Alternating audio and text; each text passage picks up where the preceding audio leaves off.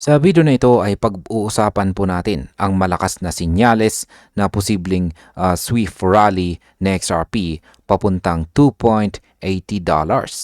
Bakit? Simple lamang po, dahil unti-unting nauubos ang supply ng XRP sa mga centralized exchanges.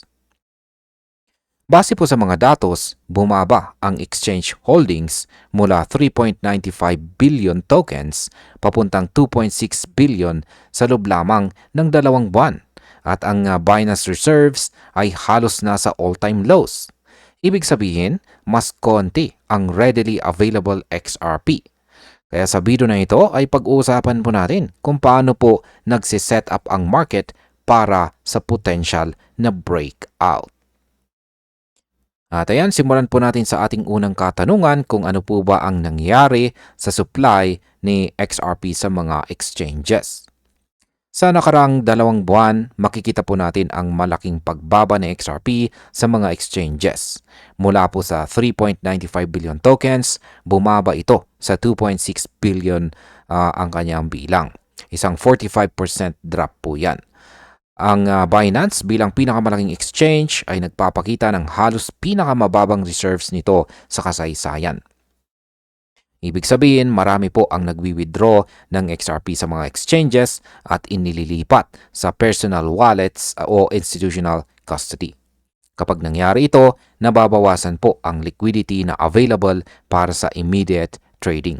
Ito rin ang dahilan kung bakit ang market ay nagiging mas sensitive sa mga bagong order.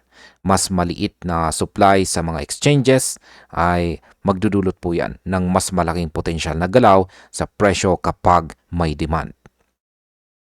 Ngayon ay paano naman po nakakaapekto ang supply contraction sa presyo?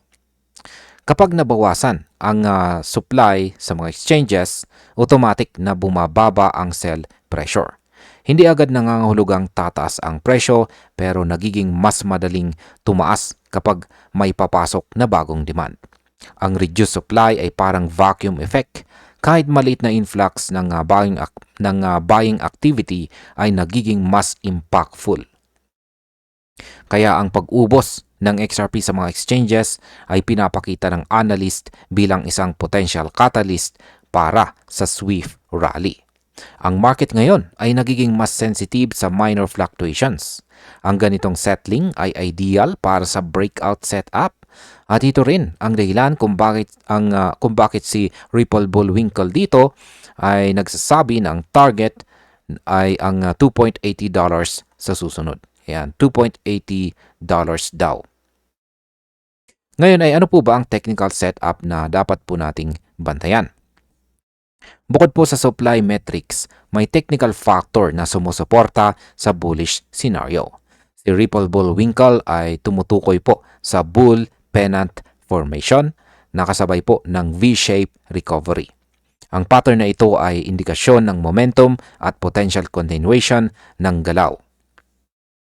Kapag pinagsama sa ongoing ETF inflows, nagkakaroon ng structural reinforcement sa market.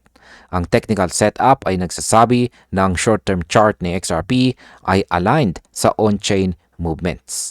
Ibig sabihin, hindi lamang supply ang nagsiset up ng rally, kundi pati ang chart patterns na sinusunod ng mga traders. Ito ay magandang sinyales para sa mga holders at traders na nakatutok sa breakout. Ngayon ay paano naman po nakakaapekto ang ETF inflows?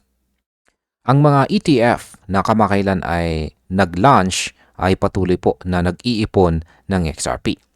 Kapag consistent po ang ETF accumulation, mas maraming token ang lumalabas sa mga exchanges at napupunta sa institutional custody.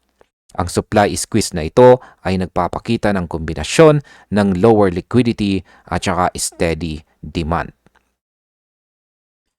Ito ay parang pressure cooker. Habang lumiliit po ang available XRP sa mga exchanges, tumataas ang market sensitivity sa bawat buy order.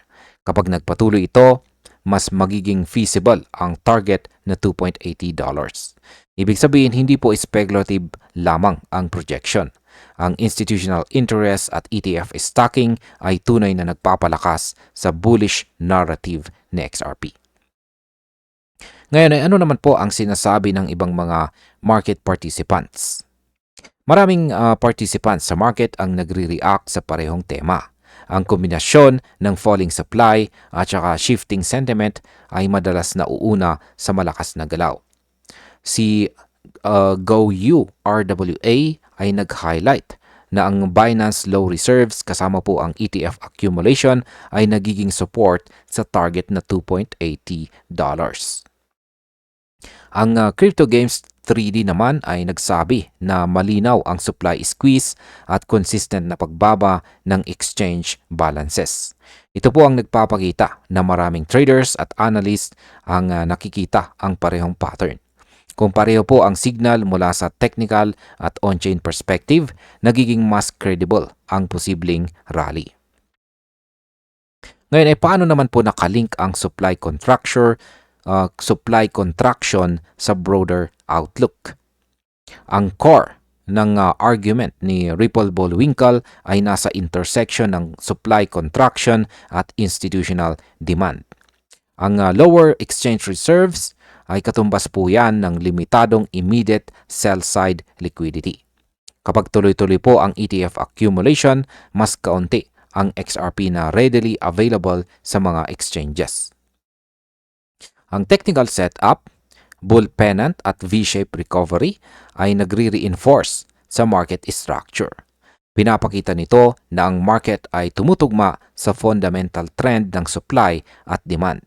Sa ganitong framework, mas justified ang $2.80 target ni XRP kaysa simpleng speculative forecast. Ito rin ang metrics na dapat nating bantayan bilang mga traders at holders sa mga susunod na araw.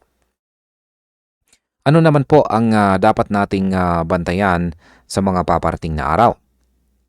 Sa mga susunod na araw, ang exchange balances at trading volume ng XRP ang siyang pinakamahalagang metrics.